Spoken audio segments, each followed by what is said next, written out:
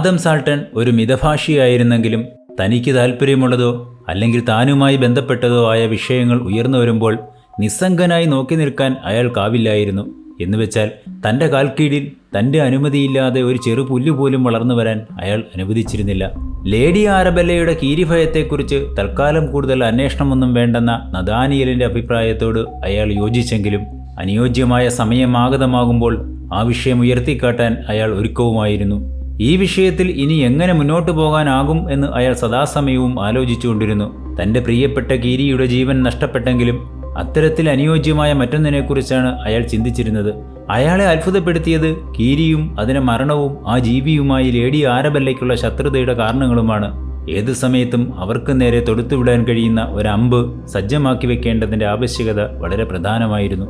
ഇക്കാര്യത്തിൽ വിചിത്ര സ്വഭാവ സവിശേഷതകളുടെ പ്രതിരൂപമായ ഊലങ്കയുടെ അറിവുകളെ എങ്ങനെ തനിക്ക് അനുകൂലമാക്കി മാറ്റാമെന്നായിരുന്നു ആദ്യം അയാൾ ആലോചിച്ചത്. കൈക്കൂലി നൽകിയോ പ്രലോഭനങ്ങളിൽ വീഴ്ത്തിയോ നീഗ്രോയായ ഊലങ്കയെ എങ്ങനെയെങ്കിലും ബ്രോയിൽ എത്തിക്കാനുള്ള പരിശ്രമങ്ങളുടെ ആദ്യപടിയായി അയാൾ തൻ്റെ വിശ്വസ്തൻ ദേവൻപോർട്ടിനെ ഒരിക്കൽ കൂടി വെസ്റ്റ് ആഫ്രിക്കൻ എന്ന കപ്പലിലെ ജീവനക്കാരനെ സന്ദർശിക്കുന്നതിനായി ലിവർപൂളിലേക്ക് അയച്ചു. നീഗ്രോയ്ക്ക് പരിചിതമായ വൂഡു മന്ത്രതന്ത്രങ്ങൾ അയാളിൽ നിന്നും കൂടുതൽ അറിയുന്നതിനും ആവശ്യമെങ്കിൽ അത്തരം തന്ത്രങ്ങൾ കുറെ സ്വയം പഠിക്കുന്നതിനുമായിട്ടാണ് ഇത്തരമൊരു പരിപാടി ആവിഷ്കരിച്ചത്. തൻ്റെ ഉദ്യമത്തിൽ ദേവൻപോർട്ട് വിജയിച്ചു. മടക്കയാത്രയിൽ അയാൾ ആദമിനായി ഒരു കീരിയെ കൂടി വാങ്ങിയിരുന്നു. ലിവർപൂളിലെത്തി കപ്പൽ ജീവനക്കാരനെ കാണുകയും അയാളുടെ സഹായത്തോടെ നീഗ്രോയുമായി ബന്ധപ്പെടുകയും നീഗ്രോ തൊട്ടടുത്ത ദിവസം തന്നെ ലെസ്റ്റർ ഹില്ലിലെത്തി ആദമിനെ കാണുന്നതാണെന്നും അറിയിച്ചു. താൻ നേരിട്ട് രംഗത്തിറങ്ങി കളിക്കുന്നതിനേക്കാളും ഇപ്പോഴത്തെ സാഹചര്യത്തിൽ ദേവൻപോർട്ടിനെ മുന്നിൽ നിർത്തുന്നതാണ് കൂടുതൽ അഭികാമ്യമെന്നും ആദമിന് തോന്നിയിരുന്നു. ഇപ്പോഴത്തെ അവസ്ഥയിൽ നിന്നും കാര്യങ്ങൾ കുറച്ചുകൂടി മുന്നോട്ടു പോയതിനു ശേഷം താൻ നേരിട്ട് രംഗത്തിറങ്ങിയാൽ മതിയെന്നും അയാൾ തീർച്ചപ്പെടുത്തിയിരുന്നു. ഊലങ്കയെക്കുറിച്ച് അറിഞ്ഞ കാര്യങ്ങൾ ശരിയാണെങ്കിൽ അയാളുടെ മന്ത്രതന്ത്രങ്ങൾ മുന്നോട്ടുള്ള യാത്രയിൽ വളരെയധികം പ്രയോജനപ്പെട്ടേക്കും. മരണം മണത്തറിയാനുള്ള കഴിവ് അയാൾക്കുണ്ടത്രേ. ഒരാൾ മരണപ്പെട്ട സ്ഥലം അല്ലെങ്കിൽ അതിന് സാധ്യതയുള്ള ഒരു സ്ഥലം, അങ്ങനെയുള്ള ഇടങ്ങൾ തൻ്റെ മനോവ്യാപാരങ്ങളുടെ ശക്തിയാൽ അയാൾക്ക് ഊഹിച്ചറിയാനാവുമെന്നാണ് അറിയാൻ കഴിഞ്ഞത്. അങ്ങനെയെങ്കിൽ ഈ സവിശേഷ വിദ്യ ഉപയോഗിച്ച് മരണത്തെക്കുറിച്ചുള്ള അന്വേഷണം തന്നെ ആദ്യം നടത്തണമെന്ന് ആദം ഉറപ്പിച്ചിരുന്നു. കാര്യങ്ങൾ ഓരോ ദിവസം കഴിയും തോറും കുഴഞ്ഞു മറിയുകയാണ്. സമയമാകട്ടെ വളരെ പതുക്കെയാണ് നീങ്ങുന്നതും. ആകെയുള്ള ഒരു സന്തോഷം മിസ്റ്റർ റോസ് അയച്ചു കൊടുത്ത ഒരു പാഴ്സൽ അയാളുടെ വിലാസത്തിൽ എത്തിയിരുന്നു എന്നുള്ളതാണ്. അതിൻ്റെ താക്കോൽ അപ്പോഴും മിസ്റ്റർ ദേവൻപോർട്ടിൻ്റെ കയ്യിൽ സുരക്ഷിതമായിരുന്നു. വലിയ പെട്ടിക്കുള്ളിൽ ചെറിയ 2 പെട്ടികൾ കൂടി ഉണ്ടായിരുന്നു. അത് രണ്ടും നന്നായി പൂട്ടിയ നിലയിലാണ്. അതിലൊന്നിൽ ലേഡി ആരബെല്ല കൊലപ്പെടുത്തിയ തരത്തിലുള്ള ഒരു സാധാരണ കീരിയും രണ്ടാമത്തേതിൽ നേപ്പാളിലെ വനത്തിൽ വെച്ച് ഒരു രാജവെമ്പാലയെ കൊലപ്പെടുത്തിയെന്ന് അവകാശപ്പെടുന്ന വിശേഷ വിഭാഗത്തിൽപ്പെടുന്ന മറ്റൊരു കീരിയുമായിരുന്നു. തനിക്ക് ഭാവിയിൽ ഏറ്റവും വലിയ ഉപകാരികളാകാൻ നിയോഗിക്കപ്പെട്ടിരിക്കുന്ന ആ മൃഗങ്ങളെ രണ്ടിനെയും ആദം പെട്ടികളിൽ നിന്നും സുരക്ഷിതമായി പുറത്തെടുക്കുകയും കാറ്റും വെളിച്ചവും ആവശ്യത്തിന് കിട്ടാവുന്ന വിധത്തിൽ സൂക്ഷിക്കുകയും അവയ്ക്ക് വേണ്ട ഭക്ഷണവും വെള്ളവും നൽകുകയും ചെയ്തതിനു ശേഷം ആശ്വാസത്തോടെ ദീർഘനിശ്വാസം ചെയ്തു. ഇങ്ങനെ 2 ജീവികൾ ആ വീട്ടിലുണ്ടെന്ന കാര്യം താനും ദേവൻപോർട്ടുമല്ലാതെ മറ്റാരും ഉടനെ അറിയരുതെന്നും അയാൾ ആഗ്രഹിച്ചിരുന്നു. അതിനുശേഷം ദേവൻപോർട്ടിനെ ഊലങ്കയോടൊപ്പം അയാൾ പ്രത്യേകം നിർദ്ദേശിച്ച സ്ഥലങ്ങളിൽ യാത്ര ചെയ്യാൻ നിർദ്ദേശിക്കുകയും ചില സ്ഥലങ്ങളിലെത്തുമ്പോൾ കൂടുതൽ ജാഗ്രത കാണിക്കണമെന്ന് പ്രത്യേകം പറയുകയും ചെയ്തിരുന്നു. മെഴ്സി ഫാമിനും അപ്പുറത്തുള്ള പ്രദേശത്ത് വെച്ച് അവരുടെ വഴിയിൽ തന്നെ താൻ അവരുമായി സന്ധിക്കുന്നതാണെന്നും ഈ സമയം നീഗ്രോയിൽ നിന്നും കൂടുതൽ കാര്യങ്ങൾ താൻ തന്നെ നേരിട്ട് ചോദിച്ചറിയുന്നതാണെന്നും ആദം തൻ്റെ സുഹൃത്തിനെ അറിയിച്ചിരുന്നു. അന്നത്തെ ദിവസം സംഭവിച്ച കാര്യങ്ങൾ ആദം പ്രതീക്ഷിച്ചതിനേക്കാൾ അപ്പുറത്തായിരുന്നു. മെഴ്സി ഫാം, ഡയാനാസ് ഗ്രോവ്, കാസ്ട്ര റഗിസ് തുടങ്ങിയ പ്രദേശങ്ങളിലെത്തിയപ്പോൾ നീഗ്രോ എന്തോ അജ്ഞാതമായ കാരണങ്ങളാൽ പെട്ടെന്ന് നിശ്ചലനാവുകയും തൻ്റെ നീണ്ട നാസാഗ്രം ആകാവുന്നിടത്തോളം തുറന്ന് ശ്വാസമകത്തേക്ക് ആഞ്ഞു വലിച്ചുകൊണ്ട് ഈ പ്രദേശങ്ങളിലെല്ലാം തന്നെ മരണം മണക്കുന്നുണ്ടെന്ന് പ്രഖ്യാപിക്കുകയും ചെയ്തു. എല്ലാ സ്ഥലത്തും അയാളുടെ പ്രതികരണങ്ങൾ ഒരുപോലെ ആയിരുന്നില്ല. മെഴ്സി ഫാമിൽ വെച്ച് അവൻ അരുളപ്പാട് നടത്തിയത് അവിടെ നിരവധി സാധാരണ മരണങ്ങൾ നടന്നിട്ടുണ്ടെന്നാണ്. എന്നാൽ ഡയാനാസ് ഗ്രോവിനെക്കുറിച്ച് പറഞ്ഞപ്പോൾ അവൻ തികച്ചും വ്യത്യസ്തമായ നിലപാടാണ് കൈക്കൊണ്ടത്. പല മരണങ്ങളെക്കുറിച്ചും അവൻ പറഞ്ഞുകൊണ്ടിരുന്നപ്പോൾ അവൻ്റെ മുഖഭാവം സന്തോഷം കൊണ്ട് വികസിക്കുന്നത് കാണാനാകുമായിരുന്നു. ഒരു വേട്ടപ്പട്ടി പരിസര നിരീക്ഷണം നടത്തുന്നത് പോലെ തൻ്റെ മൂക്കിനെ ആവോളം വികസിപ്പിച്ച് ശ്വാസം ഉള്ളിലേക്ക് വലിച്ചെടുത്ത് ആ പ്രദേശത്ത് വളരെയേറെ സന്തോഷത്തോടെ അവൻ അധിക സമയം ചിലവഴിച്ചു. ഈ സമയത്ത് അവിടെ നടന്നിട്ടുള്ള മരണങ്ങളെക്കുറിച്ച് അവൻ പുകഴ്ത്തിയോ ഇകഴ്ത്തിയോ യാതൊരു പ്രതികരണവും നടത്തിയിരുന്നില്ല. ഡയാനാസ് ഗ്രോവിലെ പടുകൂറ്റൻ ഓക്കുമരത്തിൻ്റെ തണലിൽ ആരുടെയും കണ്ണിൽ പെട്ടെന്ന് പെടാതിരുന്ന സാമാന്യം വലിപ്പമുണ്ടായിരുന്ന ഒരു പാറയുടെ മുന്നിലെത്തിയപ്പോൾ അവൻ സാഷ്ടാംഗം അതിൽ പ്രണമിക്കുകയും തൻ്റെ നെറ്റിത്തടം അതിൽ അമർത്തിപ്പിടിച്ച് ഏറെ നേരം ആദരവോടെ നിൽക്കുകയും ചെയ്തു. ഇത്രയും സ്ഥലങ്ങളിലൂടെ നടന്നെങ്കിലും ഇവിടെ മാത്രമാണ് അവൻ തൻ്റെ ഭയഭക്തി ബഹുമാനങ്ങൾ പ്രകടിപ്പിച്ചത്. ഇതേ സമയം തന്നെ അവൻ കാസ്ട്രാ റെഗിസ് കൊട്ടാരത്തിൽ വെച്ച് നിരവധി മരണങ്ങളെക്കുറിച്ച് പറഞ്ഞെങ്കിലും അവനിൽ യാതൊരു പ്രതികരണവും പ്രത്യേകിച്ചുണ്ടായിരുന്നില്ല. അവനിൽ താല്പര്യം ജനിപ്പിക്കാനും വിസ്മയമുണ്ടാക്കാനും പാകത്തിൽ ഡയാനാസ് ഗ്രോവിൽ എന്തെല്ലാമോ ദുരൂഹതകൾ ഒളിഞ്ഞിരിക്കുന്നുണ്ടെന്ന് ആ മുഖഭാവം വിളിച്ചു പറഞ്ഞു. അവിടെ നിന്നും പോരുന്നതിനു മുമ്പായി അവൻ ആ പ്രദേശം ഒന്നാകെ ചുറ്റിക്കറങ്ങുകയും ബ്രോയുടെ അങ്ങേയറ്റത്തുള്ള മുനമ്പിൽ ചെന്ന് നിന്നുകൊണ്ട് തൊട്ടു താഴെയുള്ള ചെങ്കുത്തായ ചരിവിലേക്ക് ഉറ്റുനോക്കി ഭയത്തോടെ നിൽക്കുകയും ചെയ്തു. ഈ സ്ഥലത്തേക്ക് തന്നെ അവൻ നിരവധി പ്രാവശ്യം തിരിച്ചെത്തി. ഒരിക്കൽ ആദ്യം കണ്ട വലിയ കരിങ്കല്ലിന് മുന്നിലേക്ക് ഓടിയെത്തിയ അവൻ അത്യധികം ഭയത്തോടെ ആ പാറയെ വലം വയ്ക്കുകയും എന്തോ ഉൾപ്രേരണയാൽ എന്നവണ്ണം കുന്നിൻ പ്രദേശത്തേക്ക് ഓടിക്കയറുകയും ചെയ്തു. ആ ഉയർന്ന പ്രദേശത്തെത്തിയപ്പോൾ മാത്രമാണ് അവൻ സാധാരണ നിലയിൽ ശ്വാസോച്ഛ്വാസം എടുക്കുന്നതായി കണ്ടത്. ആ സമയത്ത് മാത്രമാണ് അവൻ സാധാരണ നിലയിലേക്ക് തിരിച്ചെത്തിയത്. ഈ വക പ്രവൃത്തികളെല്ലാം തന്നെ ആദമിൻ്റെ പ്രതീക്ഷകളെ മുന്നോട്ട് കൊണ്ടുപോകാൻ പര്യാപ്തമായിരുന്നു. ലെസ്റ്റർ ഹില്ലിൽ തിരിച്ചെത്തിയപ്പോൾ അയാളുടെ മുഖം പ്രസന്നപൂരിതവും മനസ്സ് ശാന്തവുമായിരുന്നു. സർ നഥാനിയേൽ ആദമിനെ പഠനമുറിയിലേക്ക് അനുഗമിച്ചു. ആദം, ഞാൻ നിന്നോട് ചോദിക്കാൻ വിട്ടുപോയ ഒരു കാര്യമുണ്ട്. മിസ്റ്റർ കാസ്വാൾ അന്ന് ലില്ലയെ തുറിച്ചു നോക്കിയപ്പോൾ അവൾ അതിനോട് എങ്ങനെയാണ് പ്രതികരിച്ചത്?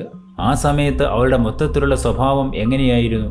സർ, അവൾ ആ സമയത്ത് ഭയന്ന് വിറയ്ക്കുകയായിരുന്നു.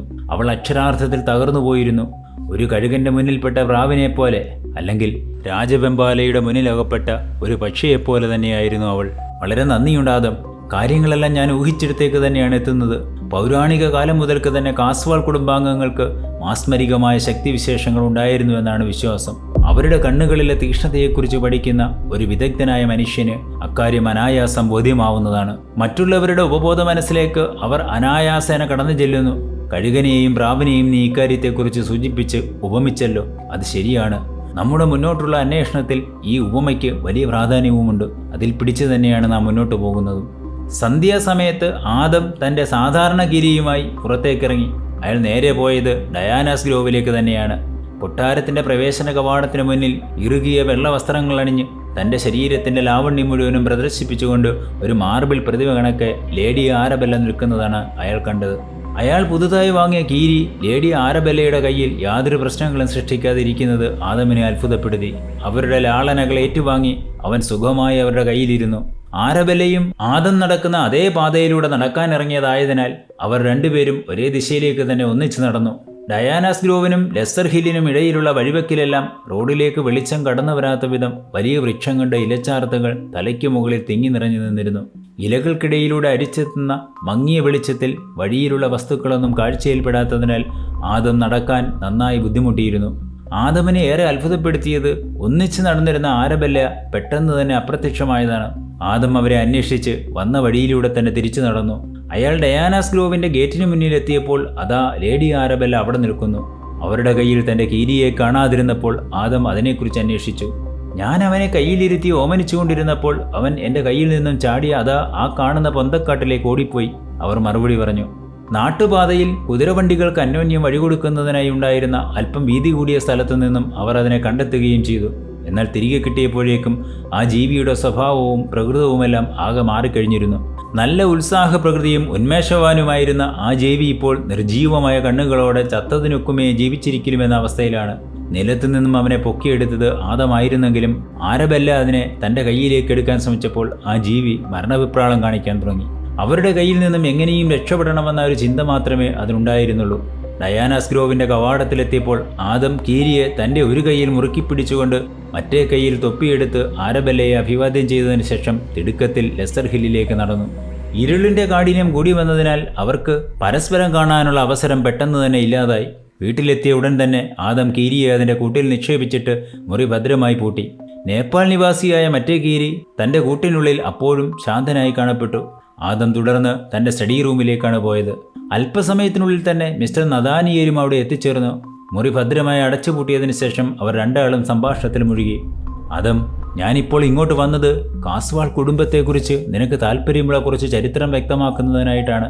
വളരെയേറെ കാലങ്ങൾ തൊട്ടേ ഈ നാട്ടിലെ ജനങ്ങൾ വിശ്വസിക്കുന്നത് കാസ്വാൾമാർക്ക് മറ്റു മനുഷ്യരുടെ ശരീരത്തെ അവരുടെ ഇഷ്ടാനിഷ്ടങ്ങൾക്കനുസരിച്ച് മാറ്റിമറിക്കാനുള്ള പ്രത്യേകമായ കഴിവുകളുണ്ടായിരുന്നുവെന്നാണ്. ഇക്കാര്യങ്ങളിൽ ഏറിയ പങ്കും വാമൊഴിയായി പ്രചരിച്ചതോ അല്ലെങ്കിൽ അത്ര പ്രാധാന്യമില്ലാത്ത രചനകളിലൂടെ പ്രചരിച്ചതോ ആയിരുന്നു. എന്നാൽ ഒരു ഗ്രന്ഥത്തിൽ മാത്രം ഇക്കാര്യത്തെക്കുറിച്ച് ആധികാരികമായി പറയുന്നുണ്ട്. അത് ഏതാണ്ട് 1 നൂറ്റാണ്ടിന് മുമ്പായി എസ്രാ ടോംസ് എന്ന ചരിത്രകാരൻ എഴുതിയ മേഴ്സിയും അതിൻ്റെ പൗരാണികതയും എന്ന ഗ്രന്ഥത്തിലാണ്.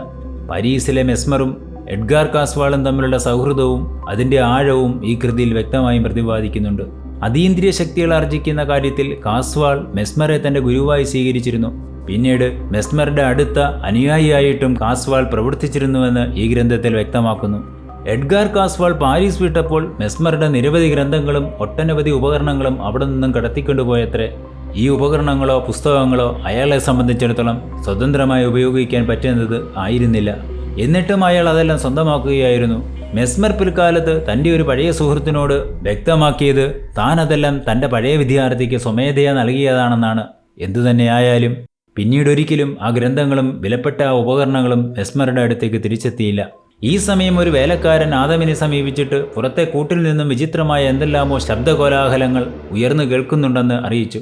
ആദമും നദാനിയേലും ഉടനെ തന്നെ അങ്ങോട്ട് ഓടിച്ചെന്നു. ആദം കൂടിൻ്റെ വാതിൽ തുറന്ന് അകത്തു കയറി. ഒരു കീരി കേട്ടിരുന്ന മുറിയിൽ നിന്നും ശബ്ദമൊന്നും കേൾക്കുന്നില്ല. എന്നാൽ രണ്ടാമത്തെ കീരി കിടക്കുന്ന മുറിയിൽ നിന്നാണ് വിചിത്രമായ ശബ്ദം ഉയർന്നു കേൾക്കുന്നത്. നേപ്പാളുകാരനായ കീരിയേറ്റിരിക്കുന്ന കൂട്ടിൽ നിന്നാണ് വിചിത്ര ശബ്ദങ്ങൾ ഉയരുന്നതെന്ന് ആദം മനസ്സിലാക്കി. തുടർന്ന് മറ്റേ കൂട് പരിശോധിച്ചപ്പോൾ അതിൽ നിന്നും യാതൊരു അനക്കവും കേൾക്കാനില്ലെന്നും ബോധ്യപ്പെട്ടു. കഴുത്ത് ഞെരിച്ച് കൊലപ്പെടുത്തിയതുപോലെ ആ കീരി തറയിൽ ചത്തുകിടക്കുന്നതാണ് ആദം കണ്ടത്.